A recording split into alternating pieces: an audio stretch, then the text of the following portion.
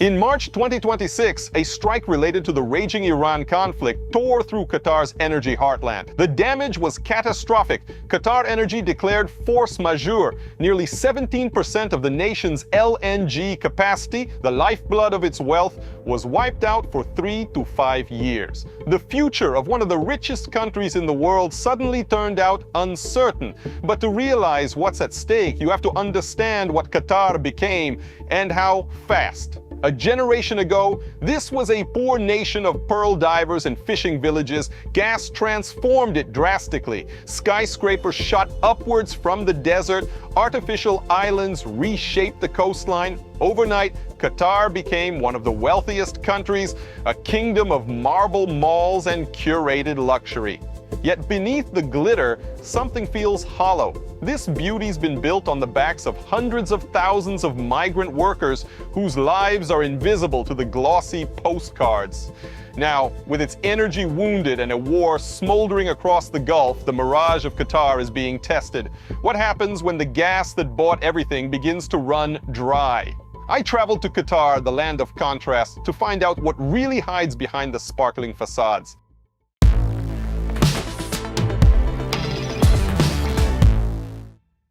Insane luxury. They made the most complex lattice out of stone. The average salary is 1,000 riyals per month. They have this mind that when we came here, we'll do something to us so that we can help them back. But since we have came here, we never save even $1 in my country now. The bus stop is a luxurious pavilion. Voila!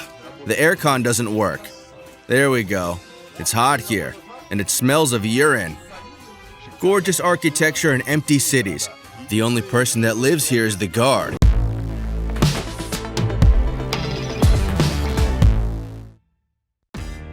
Let's start exploring Doha with a walking tour around its newest suburbs, Lusail.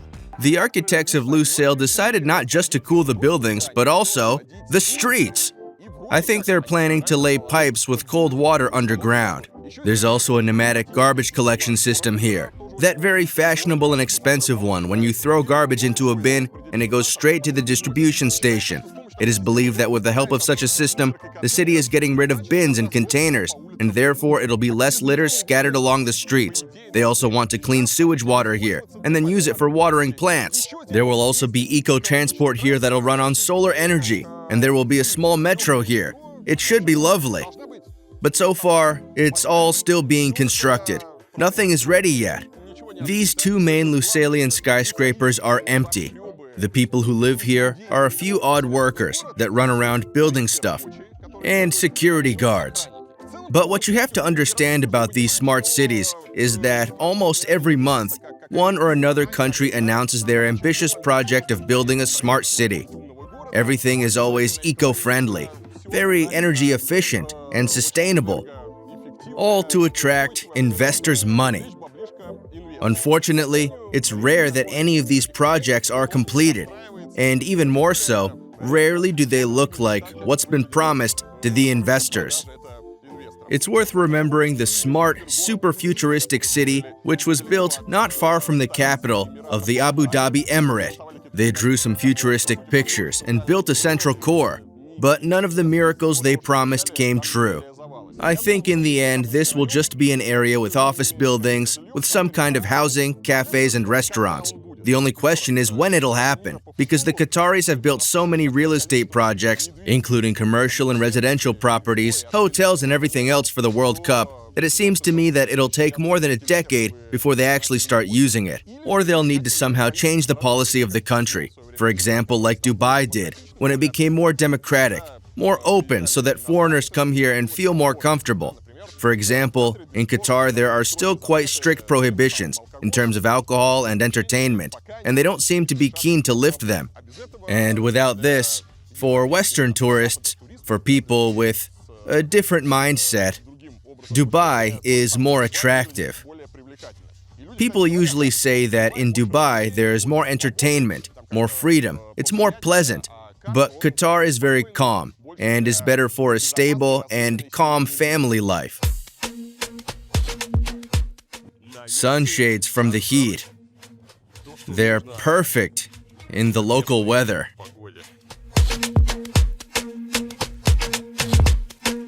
That's interesting. As you can see, there's not a single person here. It's completely empty. There probably should be a fountain here. Here's a sign, I love Qatar. The only person here is the guard, who sits here scratching his heel. Everything is empty. Yes, there's construction going on. Perhaps they'll complete it someday. But now everything's still closed. But during the World Cup, it was a very lively boulevard. There were many football fans here. There were different flags, and here are the tram tracks. Not that there are tram tracks, but no trams run here yet. Perhaps someday there will be a tram here. Trees will grow, shops will open. All these buildings will be open. These fountains will probably also work. Remember I told you that they promised a pneumatic garbage system here? Looks like an ordinary bin to me. They're lying. Maybe it exists somewhere. But I've not seen it yet. Here's another bin. It's branded, but it's an ordinary bin. You need to go to Finland for pneumatic garbage pipes. They have them there. Toilets. I don't know what this means. Maybe they mean they aren't accessible toilets or something? But yeah, there are toilets. Some sort of toilets, yeah. This is interesting. Someone is trying to do business here. It's some sort of cafe, but there's not a single person inside. It's all decor. This is not real. This is fake. Do not touch. This is for Christmas. Look, here we have some roots. We are here. We can go there. There's a stadium. How beautiful. I'm sure someday they'll finish building it all. What's cool is that they created a unique design code for this area. All of the street furniture, infrastructure, for example, even road signs. You see, they have the logo of this area on them. Here are the road signs, and it says Lucelle on them. It's good that it's empty. You can cross the road anywhere you like. I hope I won't be fined for it. Manholes, and again we see both the pattern and the logo of the area. We have to wait for trams to start running here. And there's a special guard who apparently makes sure that no one enters the non-working metro. Look how beautiful. Let's see where we can go on this tram. I don't understand. And this is what the tram stop looks like. There are separate waiting rooms here, with aircon in. One is for men, and another one is for families.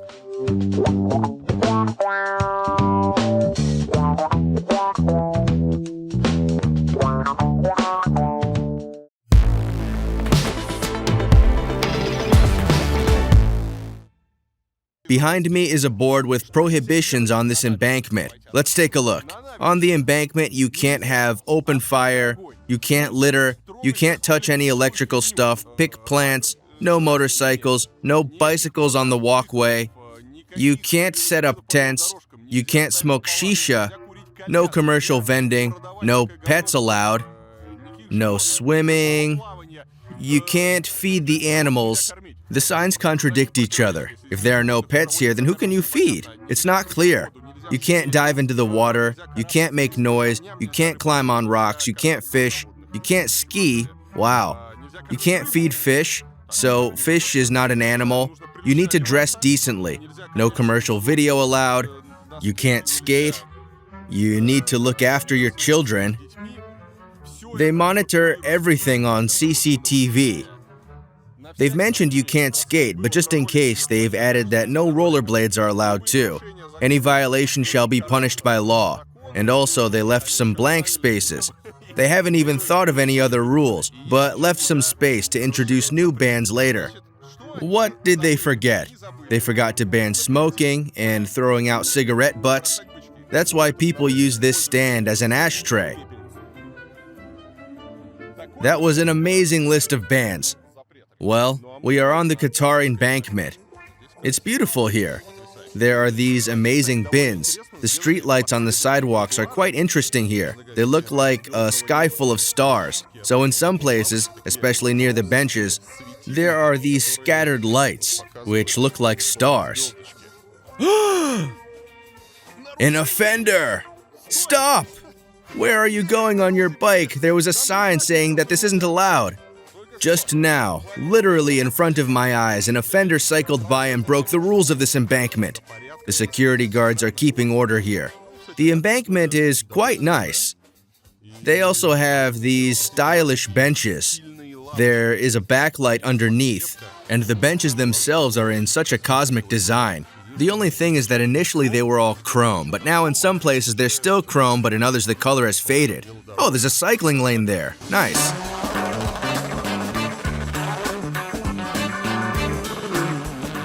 To be honest, public spaces are more pleasant than in Dubai.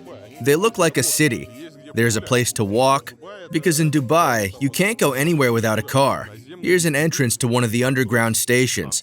In terms of design, the subway is very similar to the Dubai one. Behind me is one of the most famous buildings in Doha, Katara Towers. There are 2 towers there, with an expensive hotel in each of them. And for some unknown reason, these 2 very mediocre and scary towers in terms of architecture, they have become a symbol of Doha. Everyone takes pictures with them. They are in all the ratings of the most amazing skyscrapers, though I don't understand what's amazing about them. In my opinion, they look very scary. I wouldn't even take pictures of them if I haven't accidentally noticed that they're listed in the ratings as an architectural landmark. In terms of architecture, they belong to a SimCity. They belong in a computer game. I realized what it reminds me of. That's the main tower from Sauron's Mordor, but double of that. This is what the architects were inspired by. Maybe that's why everyone likes it. So that the Eye of Sauron does not notice how we criticize Qatar architecture, let's move on.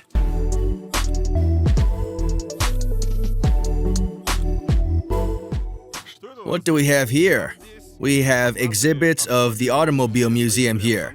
They are right on the embankment. And in Qatar, like in Dubai, they know a lot about luxury. So, they use old cars as decorations on the embankment. They look beautiful. They're not the most expensive cars, and many aren't in their best condition, but there are quite a lot of them. Here's a Chevrolet. It looks nice. There's something else here. I don't know what that is. Just looks like Cuba. And these are the restaurants where they serve alcohol. They made such a small reservation here to show what Qatar is capable of. Here's another beautiful vintage car. So, what's interesting about it all? As you understand, alcohol is prohibited in Qatar, but they issue licenses to some restaurants. Basically, these are mostly the restaurants that are in hotels. But here, on this embankment, there are also a few restaurants with licenses. They're all lined up here, and do it to demonstrate what Qatar looks like today. What's interesting is that during the World Cup, some of the restaurants that don't serve alcohol today were serving it back then during the championship. Because they eased the rules for the World Cup, some of these restaurants used to serve alcohol. Another interesting point, if locals come to one of these restaurants, then the staff usually ask for their ID. That is, if a person potentially looks like a Qatari, they will be asked to show their documents. And if the staff sees that this is a local resident, if it is a man, then they'll probably sell them alcohol. But if it is a girl, a lonely local girl, then most likely they won't serve her alcohol. Because if a lonely local girl comes to a restaurant that has a license, they serve her alcohol, she returns home, and her husband will feel that she's drunk. He'll ask her, where did she get the alcohol from? And if she names the place, that restaurant will be shut by tomorrow. Such are the rules. This rule isn't stated anywhere, but everyone knows it. They live not according to the rules, but according to the concepts. So secret alcohol consumption is when they bring you alcohol in a teapot and you seem to be drinking tea, but in fact, you're drinking alcohol. Before, locals secretly drank alcohol from these teapots so that no one sees them. Now, serving alcohol secretly is banned.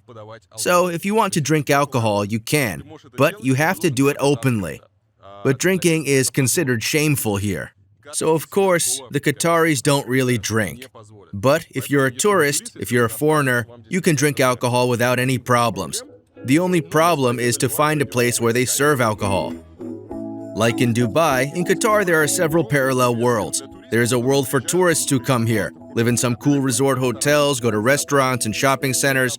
There's a world for wealthy expats who have good jobs, get good salaries, live on their artificial islands, and also visit places like restaurants and sports clubs. There are locals, though not many of them, only 10%. They live in their villas, in their posh residences.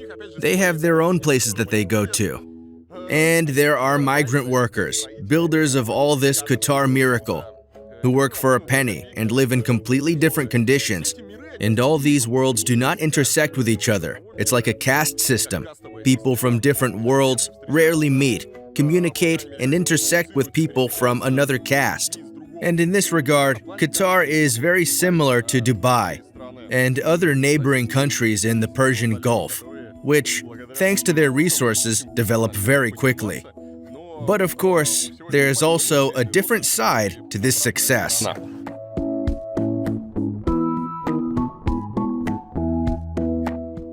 Qatar is also similar to Dubai in terms of the abundance of guards. Sometimes I have to hide from them to film this content for you. Here's the I Love Qatar sign, and here's the guard. Let's set up the tripod. It's amazing. The guard doesn't stop me from filming, but someone already called him. And I'm standing on the embankment where the boulevard leading to the main stadium begins, where the ceremony, that is the closing ceremony, took place. And a few months ago, there were a lot of fans here. Now, there are no fans, no one at all. Construction continues. Perhaps someday this area will come to life. In Qatar, a lot of things were built for the World Cup. Expensive hotels, expensive restaurants were opened, but now almost everything is empty. If you come to some cool restaurant, then it is quite possible that you will be the only visitor there. Despite the fact that the restaurants are open, there are a lot of staff, managers, cooks. Everything functions as it did before, but there are no people. And it is not very clear how Qatar will survive this decline in tourism and interest that was there just recently. Because from the point of view of the economy, it's quite difficult for the businesses to adapt to all of this. It's time to add a little luxury to the video. What do you think? Let's go to the local shopping center. By the way, the most beautiful building here is the parking lot. It actually looks like the main facade. So far, it looks like people aren't meant to come here on foot. There is the main entrance. In front of the main entrance, there is a multi-lane road without a crosswalk, which you need to run across. A luxurious entrance to the Mall Palace. Like I said, people do not walk here, so the sidewalk is under repair. And now, again, very symbolically, as we are climbing up the stairs to the main entrance, we go straight into the back of a car. While you are climbing, you can look at the parked cars. Very convenient.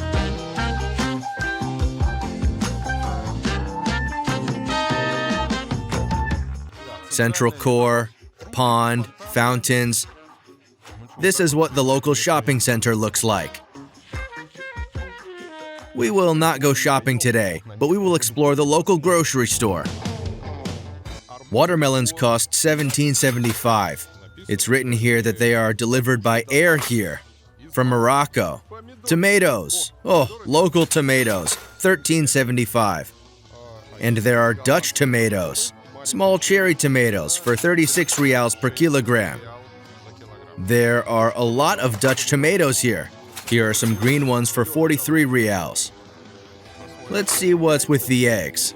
There are eggs for every taste. I don't even know what to compare it with. Here's meat. There's Australian beef, that's 100 rials per kilo.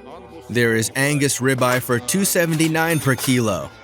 It's hard to judge anything by beef because much depends on its quality. What they don't have here is the alcohol. There's a huge department with organic products. But in general, the layout is the same as in a Soviet food store. It looks like there is a lot of stuff. But you see, everything is the same. In Europe and America, there's more variety. It'd be weird for them to have a full shelf of beans, for example. And here's the variety of water. This is actually what I came here for. There's a whole huge aisle for water here, and there is water for every taste. For example, there is Evian. For a half-liter bottle, the price per liter is $8.85. For a 1-liter bottle, it'll be $7.75. In these bottles, 1 liter is $1.70. This one seems very cheap. $2.50 per liter. The prices don't seem to be right. I don't understand how they make them up. And here is some expensive water. Firstly, there is Evian. A 750 milliliter bottle costs 20 reals. $8.75. This is sparkling water. Sparkling water is almost twice as cheap. 100 reals for 750 milliliter Swiss water. For 100 reals. It's water from the Alps. Well, the thing with water here is very simple. Due to the fact that Qatar people do not drink alcohol, and it is almost impossible to buy alcohol here, of course you'll be served alcohol in a restaurant at the hotel where they have a license, but in general, it is difficult to find it here, so water compensates for alcohol. So here, instead of an expensive bottle of wine, people buy a bottle of expensive water. Therefore, in Qatar, there's an incredible choice of drinking water. And here, we have a choice of non-alcoholic drinks, including non-alcoholic rum. These are vodka-like bottles. All this is non-alcoholic wine, non-alcoholic champagne. You can't really drink them. They taste like bittersweet pop. But if you want to have something on the table for a special occasion, then you have this choice. Human rights situation is difficult here. For example, the internet is strictly censored here. Political criticism is prohibited, and so is information on LGBT, sex education, dating sites, and information about VPN services. Everything is censored, not only on the internet. In 2013, the scandal between Qatar and Greece almost broke out due to the fact the ancient statues of naked athletes were covered with fabric. As a result, the statues were sent back to Greece in order not to embarrass the residents of Qatar with nakedness.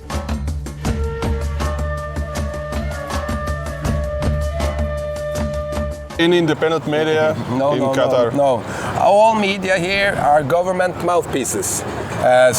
It's pure propaganda. So you can't really trust any media coming out of Qatar on Qatari issues. You're a Norwegian journalist, and it's not your first time here. No. You already make some reports about workers' rights here, about conditions, about what's going on here. Yeah.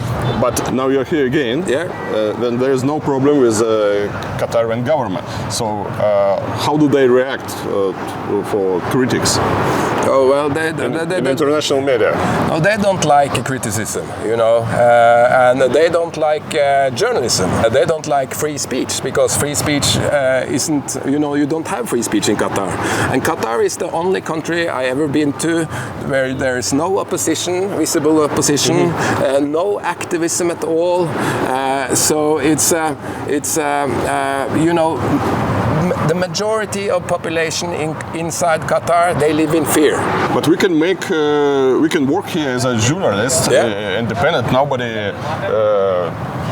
Nobody around, nobody control us, and we can make interview. We can visit labor camp, and we can make our reports. So it's also unusual because if they don't like any information that can be bad for them for their image, why don't they, for example, deport you? Well, me and other journalists have been arrested before. So a lot of journalists have been arrested in Qatar for doing journalism. But it's true. We are here now outside Doha doing this interview without getting arrested. So, and I'm not sure if we could do that in places like Saudi Arabia or the Emirates. So we are allowed to do it, but it's not without risk. So you can basically get arrested at any time. Censorship and violation of the rights of migrants are not the only problems in Qatar. Human rights activists accuse the country of forced labor and the restriction of women's freedom, violations of LGBT rights, and human trafficking. Here, according to the law, you can be punished with a whip and there is a death penalty. Recently, the rules have softened a little, but Qatar's legislation is a mixture of secular and Islamic laws, which means that many things that are customary in the Western world are limited or prohibited here. What about the prohibitions here? How strict are they compared to Dubai? I think it's a little stricter here, because this is an Islamic country. If we speak from the point of view of non-Muslims, who we are, then there are some restrictions, but we got used to them, so we don't notice them so much. But, of course, you can't show your romantic feelings, so you can't kiss in public, for example. Wait, you can't kiss in public? Yeah, in a restaurant or somewhere like that, you can't. Will someone make a comment? I think that when you come to a restaurant, where there is, for example, alcohol, and where there is a chance that you will do stuff against the rules, at the entrance, they'll take a copy of your ID. They'll take a picture of your ID, your passport, so that if you, for example, drink too much or do some other wrongdoing, they will just quickly report it, and you will most likely be deported in the next 24 hours. Do you know such cases when someone you know was deported? I've heard about such cases, but it didn't happen with anyone I know. It was more like a friend of a friend that this happened to. But no, personally, I don't know anyone. It all depends on who will complain too. If it's some sort of other expat or a security guard that doesn't like it, it's one thing. But if it's a local resident and maybe even some respected person and they choose to complain, I think the consequences will be very bad. They have influence, they own this place, so they can do anything they like. And they don't like it, of course. Anything they want, yeah. What else is banned? Certain clothes. You probably saw the rules in the museum, right? You must cover your shoulders, knees, even with a man. I probably wouldn't be allowed to wear shorts. You have to cover décolleté. They won't even allow you to go to some institutions if you're dressed inappropriately. I've heard of such cases. It's like in Dubai. Well, yes, they have a dress code there too. I heard that it's stricter here than in Dubai. In Dubai, you can't go to a state institution in shorts too. If you go to sign any paperwork, get a residence card or anything else, they also have a dress code. And it's pretty strict in restaurants too. You can't go into a good restaurant wearing shorts. That is, it is very strict because tourists passed all bounds there.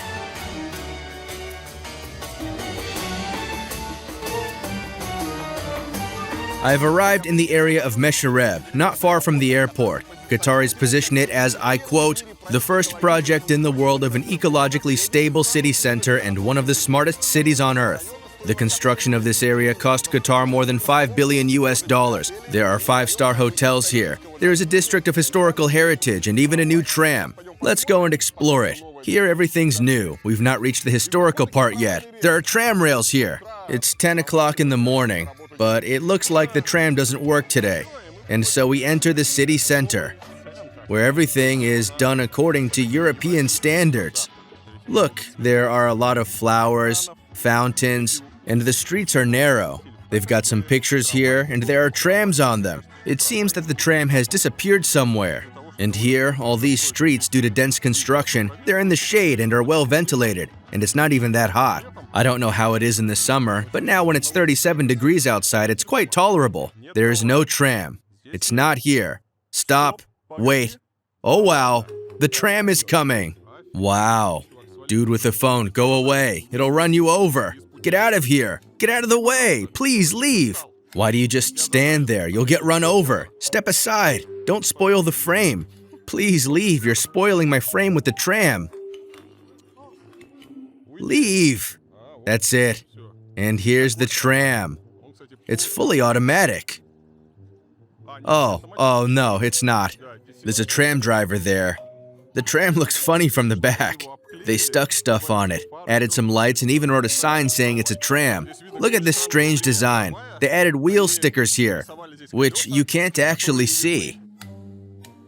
We found a tram, but that's just one of the many miracles in Meshareb. There are also special chairs for the guards, despite the fact that in the new center of Doha, there are quite a lot of CCTV cameras, and generally everything is safe here.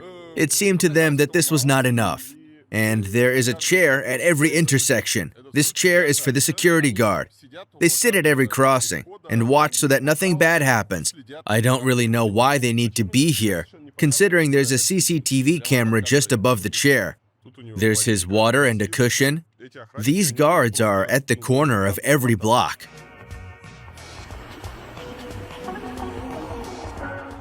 I'm walking right through a modern European city. Yes, with local and climatic architectural features, but still. First, the architects did a good job with the sun and the local climate. Note how along such a large street, all the passages are under a canopy. This shade protects you from the local climate. Secondly, the buildings are all built of white stone. In some places, it's marble. In others, I think it's another stone.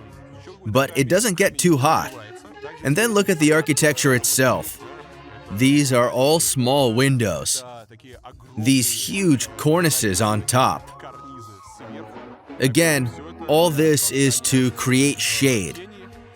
To make it cooler, there are little squares at intersections. There are always trees on them. In this case, they planted acacia trees.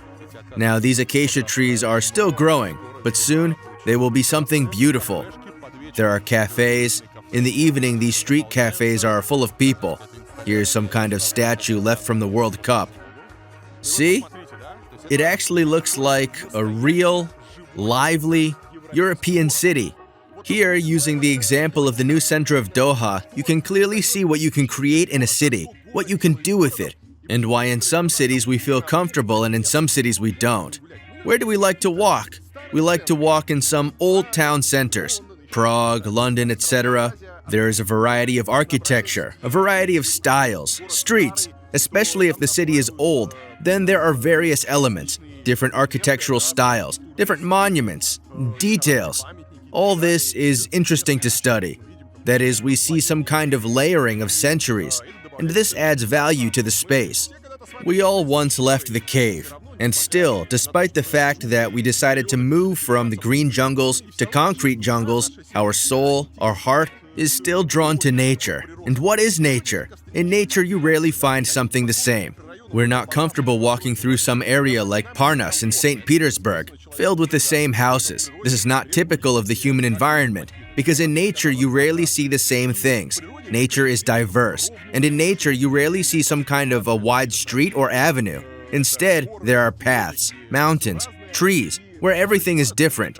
And the old towns are about crooked streets and a better scale for a human. It's about a variety of architecture. We need greenery, details, and it's nice and comfortable to be there. And now we are in the old center of Doha, and it's incredibly cozy here. You want to walk here. You want to explore this city. Usually, such spaces are formed over time. You first have a house, then it gets destroyed, and something else is built in its place, and it goes on for centuries. Then, sooner or later, it becomes a little chaotic, and chaos then turns into some cozy places. It is difficult to do this in a new city, but in this case, it turned out a success. All the streets here are paved. In this case, it is granite pavement. Unlike asphalt, this type of pavement heats up less. Look at the beauty. Look at the streets. In addition, we see very high-quality, expensive street furniture and elements of infrastructure here. It seems to me that this is a unique design because I've not seen it before. Lampposts, road signs, and everything else is made of very high quality in a single unique style. It's also worth mentioning how accessible this is. There is different pavement everywhere, different types of granite. Everything is perfectly fit. It's practically seamless. The post is made of metal with some kind of pattern on it. The lampposts are beautiful. I really like them. There are flower pots, pots with some bushes in, and it's not just any ordinary pot. It's a very beautiful flower pot. You enjoy looking at it. And the lamppost itself, this is painted metal. And here we see a metal panel of a different color. And we see the same pattern that we saw earlier. All the elements of this street are in one style. And it seems to me that they were designed especially for this street, because I've not seen them in other places. The facades are very interesting. There are display windows in some places, and you just go and enjoy looking at carpets. But if there are no display windows and some technical buildings or walls, instead, they are just not some kind of a blank facade, but a facade with interesting details on. That is, there is, for example, this very stone from which the buildings are made and several types of processing. Here it is polished, here we already see some kind of texture. Again, note this, there is just an electric shield. This electric shield could be some kind of primitive, grim, technical thing. Why bother making it look nice? But here, again, they've made a special decorative lattice with some kind of print. This is all closed. And even this electric cabinet looks nice. Look at how the shutters are made. They are made of 3 grills with a different pattern, which create an interesting pattern. Well, let's go explore an alley. Just like in a real city, there are large streets, some entrances and passages, and there are very narrow alleys. Such a variety of streets creates a feeling of a real city. But again, everything's built close together here. This is not typical for new areas, because in new areas, instead of building everything close together, the buildings are further apart. But here we see a rather dense development that's typical for some old city centers. And due to this dense development, there are these cozy alleys formed, where you can rest and sit in the shade of trees. Let's go exploring.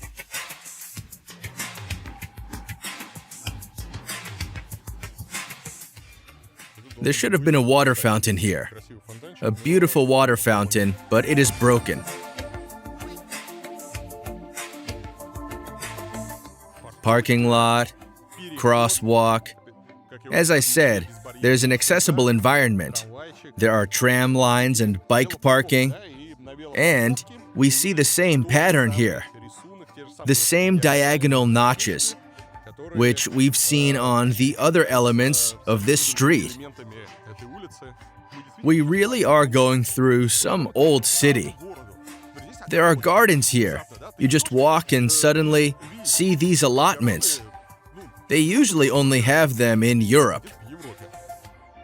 Just look. Some vegetables grow here. There is cabbage here. It's crazy. I can't believe this. That is, the things they do here. It's like a European city. For real. This is not Dubai, with its wide roads, everything full of cars, showing off, and so on. Yes, people show off money here too, but in terms of the urban environment, they have allotments. Potatoes, lemongrass, lettuce, onions.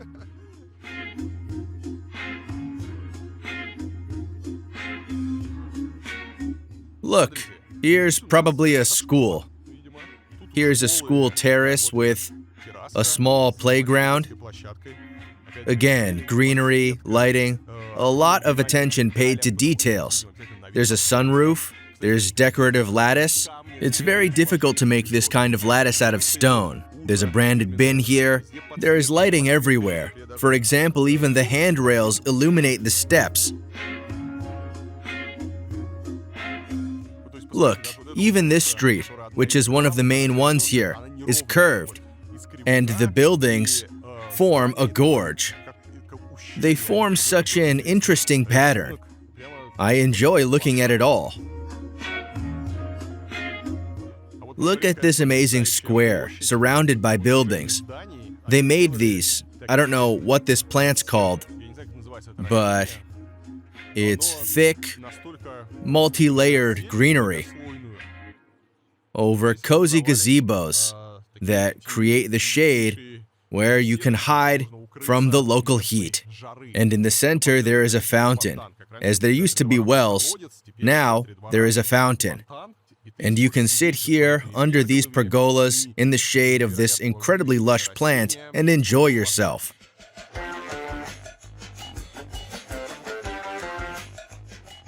Why do I walk around and admire all this landscaping? It's because it's all quite unique for the Middle East.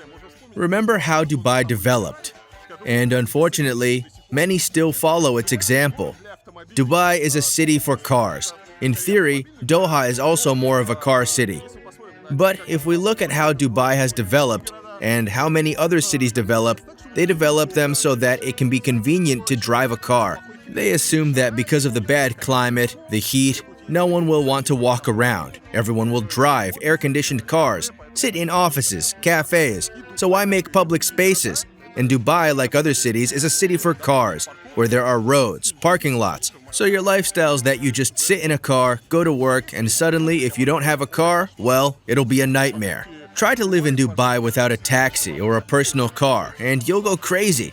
It will be endless pain and suffering. Yes, there is a subway, but for example, to get to the subway, you will have to run across the road, walk along a dusty overpass in this awful heat, where absolutely no one thought about comfort of pedestrians.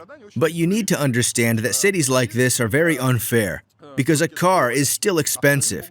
Not everyone can afford a car, and you will always have residents who won't have a car. A good city has to be comfortable for everyone, regardless of how much money you have. The uniqueness of Doha is that even despite all its climate, despite the presence of an infinite amount of money, they make a city for people. They make a city where it's not that easy to travel by car. The whole historical center is pleasant for pedestrians, and I see a huge number of people here now who walk around the city. And it's not some kind of a separate area, like City Walk in Dubai. No, this is right in the city center. Sidewalks, beautiful entrances, incredible facades, with some kind of carved patterns. Look, a full tram. It's full of people. A tram is more like entertainment here, not a transport, but it's still a cute detail that makes the space better and more interesting. Again, we see an alley, a very narrow alley with some technical rooms. There could be empty walls here, but they made nets and planted some bushes on these nets, which have already covered them. And soon you will walk here, and you will be walking among green walls. Look how much more pleasant and cozy this alley has become. It's wonderful. And despite the heat, due to the fact that there is a very dense development and such an interesting architecture, it is not hot here. And again, there's a fountain. There's another yard where everyone can come and sit. You see, there are benches everywhere. There's greenery everywhere. There are fountains everywhere. This is all open. What else is the importance of such spaces? Because they allow you to make the city fair. What is a fair city? It is clear that in any city there are rich people and there are poor people. And the rich usually live either in private houses with good landscaping or some expensive residential complexes with swimming pools and beautiful courtyards. They have a good life. They have access to good public spaces. In the end, a rich person can always go on a holiday. Today they're in Doha, Qatar, and tomorrow they'll be in London walking around Hyde Park or admiring the Buckingham Palace. But the poor person doesn't have this opportunity. A poor person can only benefit from the things the city provides them for free. If there are few parks in the city, few public spaces, then this poor person walks and understands that they don't belong here.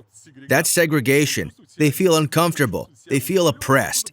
This is where social conflicts arise, social inequality, tension, which in the end doesn't lead to anything good. And in a city like this, any person, an employee of a company that works here, a cleaner, a guest worker, they can come here and no one will kick them out. And this is right and wonderful, so that people, regardless of their wealth, they always feel good. There's no need to hurt anyone.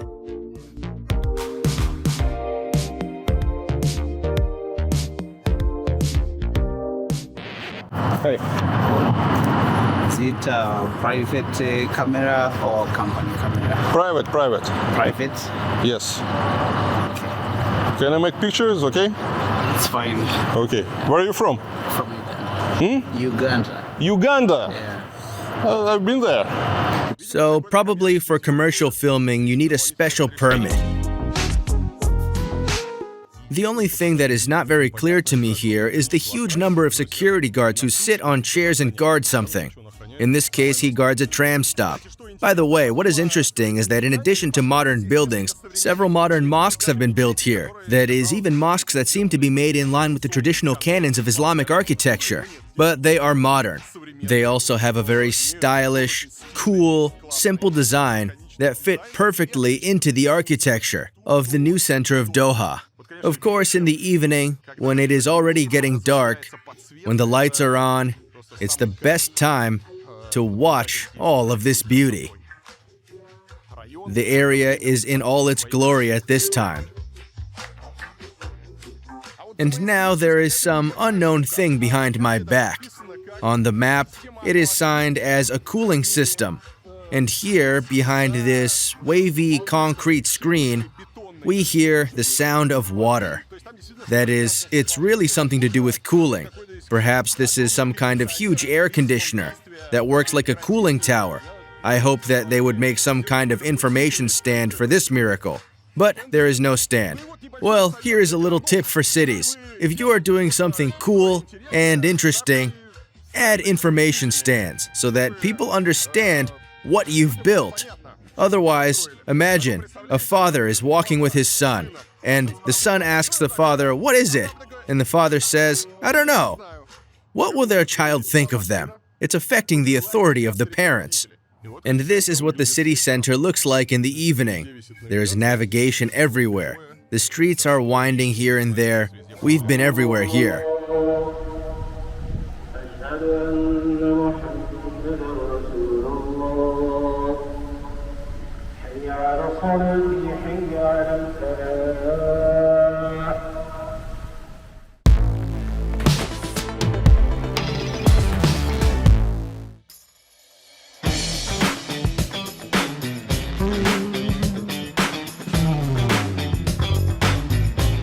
Are you already excited about Doha?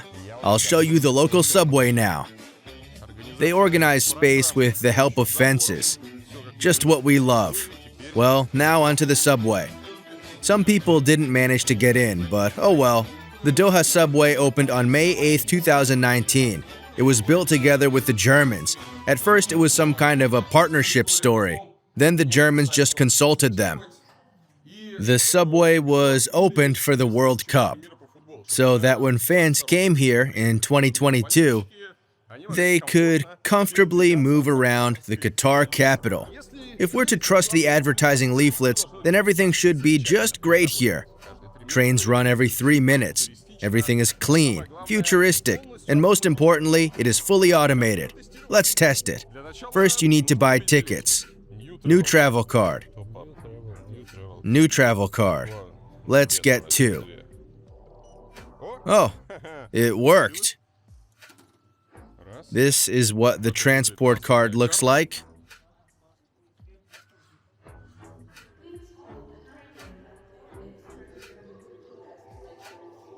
They didn't synchronize the information speakers.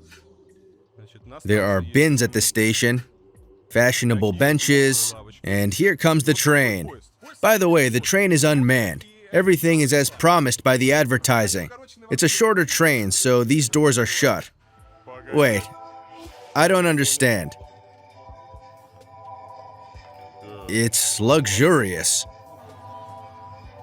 They've checked our travel cards for some reason. It's not allowed to sit here with the standard car. You need to move to the standard.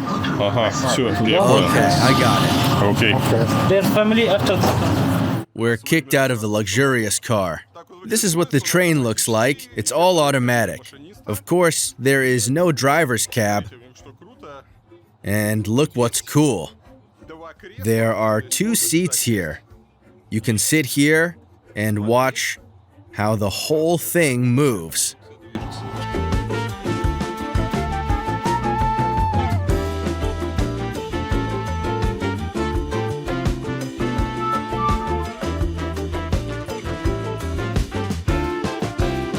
Here you can see that the intervals are really 3 minutes, and the subway is not as deserted as it may seem.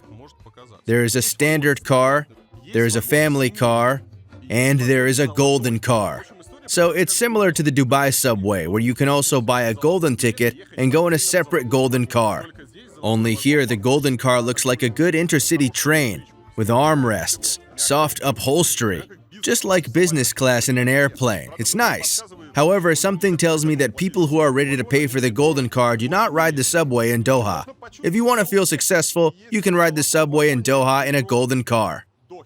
As you can see, the design of all stations is approximately the same. Everything is in the same style, maybe with some exceptions, but I haven't seen any exceptions yet. Everything is so modern, but with national motifs. Yes, the subway is surprisingly crowded. In contrast to the city, there are a lot of people. But basically, judging by the clothes, it's all service staff. One trip in a standard car costs 2 reals. And if you want to go in a golden car, it's 5 times more expensive, 10 reals. For those who buy a golden car, there is a separate pavilion. And the subway also has bicycle parking and even a few bikes. These are the new wonders of Doha, but there are also plenty of old ones.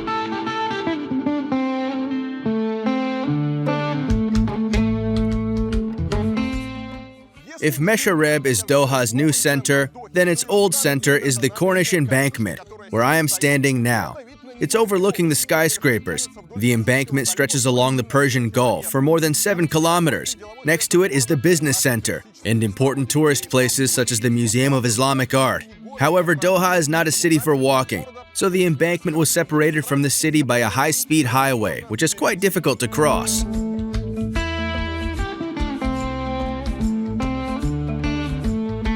The famous clock, where there was a countdown for the 2022 World Cup.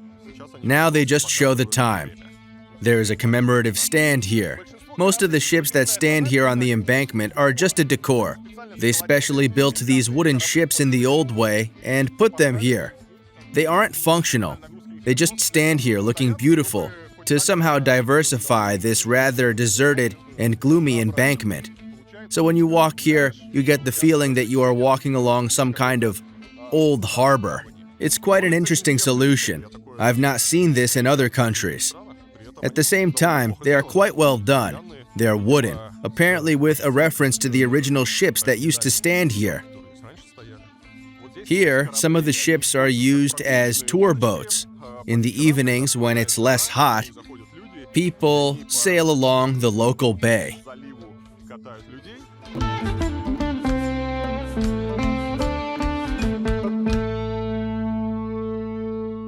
We all know that one of the attractions of Dubai is bus stops with air cons. They appeared quite a long time ago, and everyone who came to Dubai was delighted to say that they even have bus stops with air conditioning. Of course, they have them in Qatar too. Naturally, if there's aircon in Dubai, they must have air cons in Doha too. Let's see. The bus stop is a luxurious, beautiful pavilion with some kind of golden print. You press the button and voila! Welcome to... Damn, the aircon doesn't work. Can I turn it on? It really doesn't work. Wait, let's turn it on. No. It doesn't work. Oh, I don't know if we broke any rules. So we've had to turn on the aircon so that Qatar doesn't disappoint me. But actually, it's pretty hot here and smells a little like urine. Let's assume that no one has used this bus stop for a long time and it's not ventilated properly. Here, the bus stop doesn't work. It says here, you see? Currently, there are no arrivals. That's it. The bus stop doesn't seem to work. There are these things, but it's all left from the World Cup. The screen looks like liquid ink. That's it. There's a weather forecast.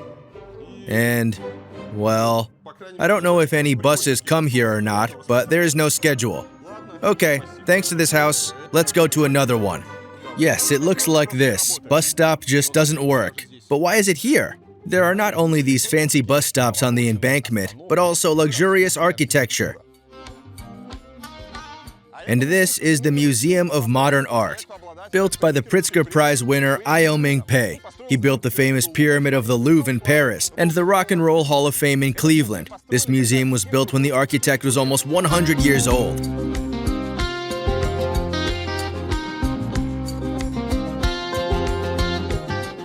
Another example of modern architecture in Doha is the National Museum of Qatar. It was also built by the laureate of the Pritzker Prize, Jean Nouvel. The shape of the building repeats the mineral rose of the desert, which is formed in the sand. The museum was being built for more than 10 years and opened in 2019. There are almost 3 kilometers of expositions about the history of Qatar.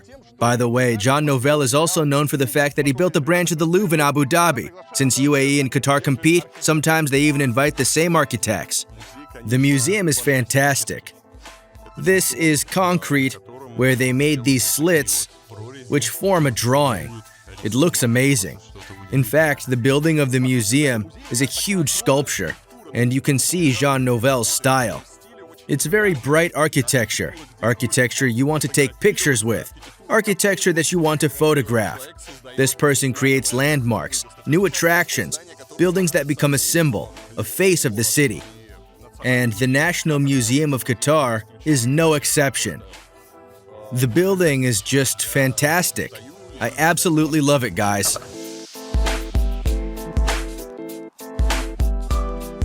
Interestingly, they sell these minerals in a souvenir shop, so you can buy a desert rose and have it as a small statue. They are all different, and you can see what the architect was inspired by.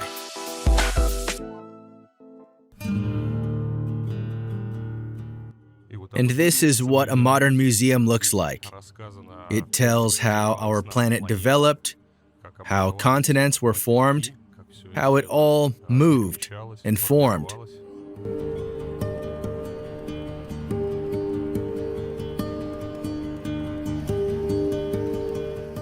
Bugs, spiders, scorpions, these are the halls. There is not a single flat room. There is a sloping floor, sloping walls, and the exhibits are on this stone, and they demonstrate local cultural features. These are all sorts of accessories for camels. They tell you about the Bedouins who lived here, how the caravans traveled here, and many walls have images projected onto them. These sloping concrete slabs are also screens. For example, here is the sand. Here are the carpets. And this hall shows the Bedouin night camp.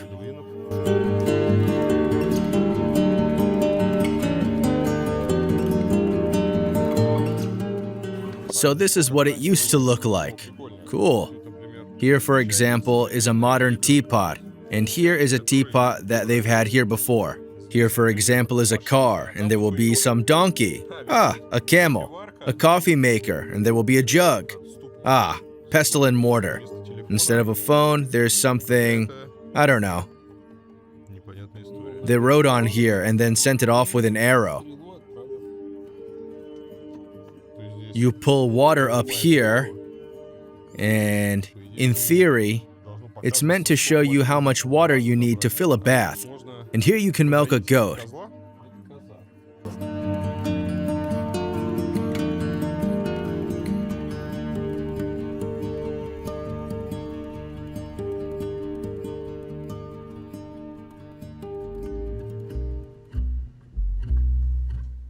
The important hall, which tells about the events that changed the history of Qatar. They found gas. It's a very beautiful hall. It beautifully shows oil and gas. In fact, everything we see, including this museum, all this appeared in the desert thanks to gas and oil. If Qatar did not have the richest gas reserves, they would not have the money to build such buildings, to host the World Cup, to invite the best world architects, designers, cooks, the top world companies, so that they would come here to Doha and develop this city. It looks absolutely beautiful. This is the oil hall. There should be a gas hall too, a sea platform, and here they've started delivering cars.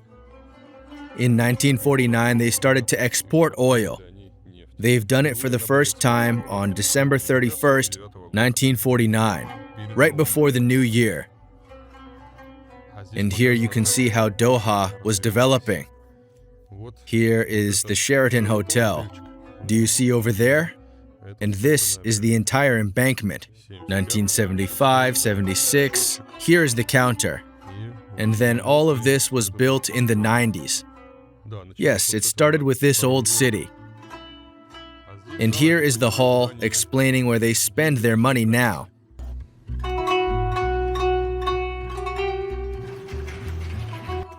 Here is a traditional house.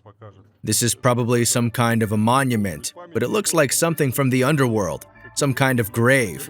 The hands are pulling towards you. Look, there's someone's leg. Fortunately not. It's an amazing place to take photos.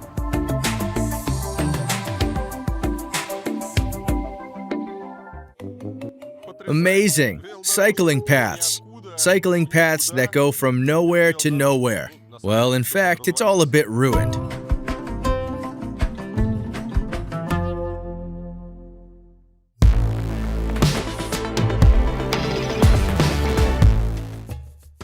The royal family can afford to build such a luxurious museum, and even place there a restaurant of the famous chef Alain Ducasse. This is where we're heading to.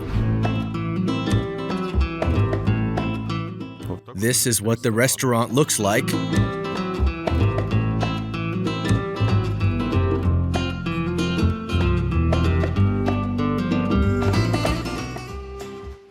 Ooh, it's hot here. And such an amazing view of the city opens from the terrace of the restaurant.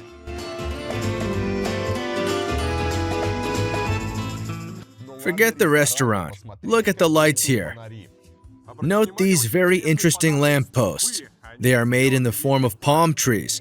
I don't really like it when lampposts are designed to look like something. It turns out vulgar. But here is a rare case when it looks interesting. It's a rather elegant palm tree. A distinctive feature of local landscaping is that almost no one uses it. People do not walk here, and so they often simply do not look after sidewalks and public spaces. They've included it in the project, drew it, and forgot about it. This is how the landscaping around the National Museum turned out. There's a motorcade coming, made of red Audis. It's not very clear who's in there, but apparently somebody important. Let's get back to the landscaping. This bench needs repainting. The paint is very dull and cracked. The bin is bent and rusty. The tile is wonky and partially destroyed. And they were probably meant to have trees here. But now, there are just weeds. No one seems to care about it. But the lampposts are nice. Yes, they completely forgot to plant trees. Everything is falling apart. There are weeds, but no trees. It looks rather sad here, too. I don't know why. Pavement here is cracked. They are trying to fix these cracks somehow, but it's clear that no one will see it, because people do not walk here. I'm the only one here, looking at the landscaping around. Here was, this is a sign. The sign is also sad. This is how they repair stuff in Qatar. They had a granite paving. It probably started to fall apart, and they patched it up with any materials they could find. The tile clearly doesn't belong here. And all this is right next to the main museum. We are clearly not walking along the sidewalk, which we should be walking on. I just wanted to say that there are no people here, but there is a man here. Perhaps this is an electrician. Why did the electrician turn on the lights? Let me mention something I've read on Wikipedia about the desert rose, this famous mineral, before I forget. It inspired the architect John Novell to create a national museum. And here are two other interesting facts. The first interesting fact is that the nomads used to think that the rose of the desert is formed by the urine of camels. That is, the camel wheeze in the sand, it all crystallizes and turns into the rose of the desert. The second interesting fact is that this rose of the desert in some countries is given as a gift on Valentine's Day. We don't know how these two facts are related, but they are close on Wikipedia. In Qatar, even playgrounds are luxurious. Luxurious and empty. Wow. The playground looks like some kind of a space station. Of course, there are no children because it's hot. This playground generates electricity, and this thing shows how it all works. So there are solar panels on the parking lot. There are wind turbines here, and all this still collects energy and powers the batteries. Here, children can learn road signs. Yes, you can open them like this. And they are even a little interactive. Wow. We need to find a ball. There must be a ball here. It's some kind of a super labyrinth. And in theory, if you launch a ball, it will somehow roll down, but I can't see where the start is. We probably have to press something here. This thing probably doesn't work. To the next room. Something to do with water, apparently. I can hear water pouring. Wow, guys, this is a playground. I found myself in an amazing playground, and I'm alone here. The playground really looks like some kind of space station.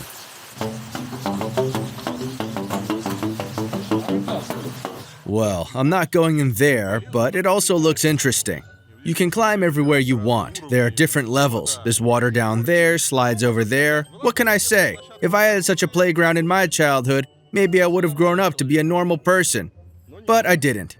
In my childhood, there was a rusty rocket and slides where you could tear your pants.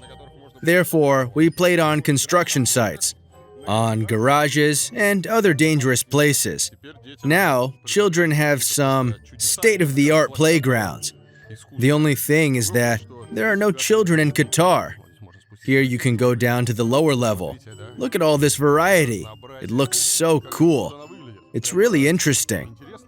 As with many places in Qatar, it is not clear whether it's temporarily under repair or it was just made for some important occasion. It was part of the local show, and now no one needs it, so everything's turned off and doesn't work. Because most of the objects that are on this playground do not work. And there are no children here either. I'm the only child here. It looks like the workers heard the criticism and decided to turn something on, judging by the rumbling.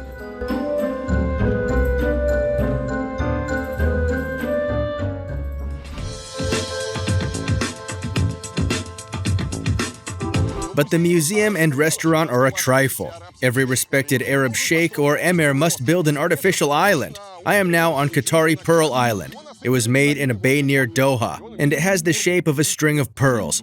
Everything is built here for a luxurious vacation. There are snow-white beaches, piers with yachts, five-star hotels, and expensive restaurants. But the question is, where does all this wealth come from? And here's the guard. They'll probably ban us from filming. Hi, we need permission? You need to have a valid permit. Oh, okay. Sorry. Okay, I got it. I can't film here.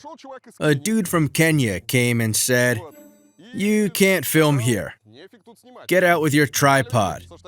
You need a permit." And then, of course, I immediately remembered Dubai. Because it is impossible to come somewhere in Dubai so that a guard doesn't come up to you in 5 minutes to say that you need a permit to film. Everything is very strict. I came up with a way to film myself without attracting the attention of the guards. I'll use a tripod as a selfie stick. The only thing is that the camera is heavy, and you can't walk for a long time like this. Well, as you can see, there are boats here. What a beauty. Everything you see here is an artificial island. There used to be a sea here, and just like in Dubai, they do the same thing in Qatar. The only thing is that they build housing a little more modestly. There aren't too many skyscrapers here. There's more air here, but their style is very similar. When you walk here, it seems like you are actually in Dubai, in one of its areas. Here's a strange thing. It's 10 a.m. and I'm in the area where immigrants live. Today is Friday. It's almost like Saturday here, and I'd think people would be walking here, have breakfast, drink coffee, run, I don't know, but the streets are empty. It all looks like the morning New Year's Day in Russia, when a normal person just sits at home. It's very strange. I still think that it's lifeless here. All cafes are empty. They are completely empty. They didn't even open. There's an odd person doing a sports walk. Here's an interesting ad of some project. It's called Sea Bin Project. So it's something like a garbage bin in the sea. Apparently they place special filters under the pier, and the garbage gets in there. After the water is filtered, it gets to the fish. But if you look down, you can see that some rubbish, some plastic bottles, are still floating in the water. This is what a sea bin looks like. It's a funnel with a filter where the water flows. Probably they sometimes lower it down so that bottles and other large rubbish gets in there, because I don't think any rubbish is getting into it now. It is above the water level. This is a guard who was sent to watch that I don't use a camera and a tripod. Let's pretend we can't see him. The guys now have a whole special operation. They say to each other where I'm going over walkie-talkie so that I don't film stuff. Wow! Ah, it's pancakes. I thought it was herring. Look, I thought it was a tent where they sell herring. The problem with all this architecture is that it is absolutely the same. They built this giant island here in the form of a string of pearls, but the buildings are absolutely the same. You walk along this embankment and don't understand where you are. Everything is the same. They could have made it more interesting. On the other hand, it's quite an old project, and the stuff that's being built now is on a whole different level. At least they are now trying to play with these national motifs and do something more modern, which of course is right. And this is very similar to Dubai. And there are these interesting yachts here. Let's see what's left of the old Arab traditions in Qatar. Despite all the smart cities, modern architecture, and other novelties, the Qataris keep their traditions. For example, the tradition of falcon hunting. In the Middle East, it has been known for at least 4,000 years. Apparently, in Arabic, there are at least 1,500 words related to falcons and falcon hunting. In Qatar, a falcon is considered a national bird. There is an annual falcon hunting festival here, and I am now in a market where you can buy a falcon. On average, a good falcon costs about $5,000, but some can cost up to $100,000. By the way, the distance of a vision of a falcon is 8 times higher than that of a human, and the speed of flight reaches up to 320 kilometers per hour. They're a small killer machine. Let's go and see where they sell falcons. Seems like everyone's still sleeping. Perhaps 10 a.m. is too early to buy a falcon. This is what the falcon shop looks like from the inside. They have such a sandy aviary, and the falcons are tied up, waiting for their buyers. There is a falcon sitting here. He is tied to a rope, and here are various accessories. You can buy ropes and other stuff for them. That's strange. They tied a bird out in the sun, and that's it. It's so poor here on its own out in the sun, and it can't do anything. It has one swollen eye. Perhaps it's a sick bird, and they decided to get rid of it this way. It's trying to fly away from here, but it can't because the rope is very short. It starts to smell like manure here. Perhaps there are some stables here. A carriage? A camel? A real one? Ah, no, it's not. And here are the horses.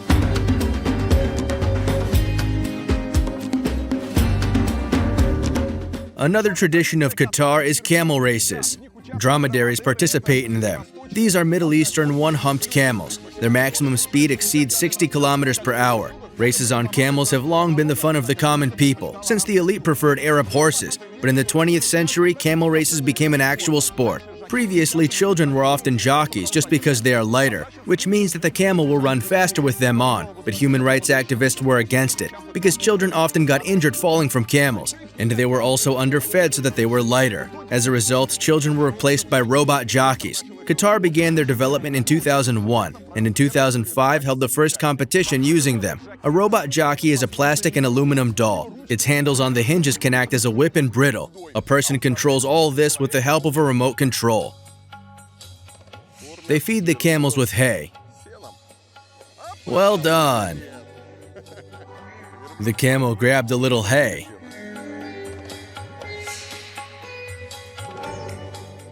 Imagine them with beautiful earrings. Earrings? You're thinking of how you'd put earrings in? Yes.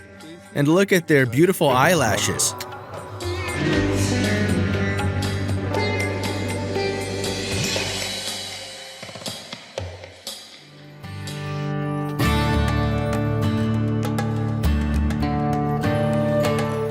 And that was the unusual Qatar for you. On the one hand, it's very luxurious, but on the other, there's practically slavery. On the one hand, there are all these modern smart city projects, and on the other hand, unfortunate birds and camels that are forced to entertain people. Friends, that's all. Thank you for watching. If you liked the video, then do not forget to share it on Reddit or send a link to your friends on WhatsApp.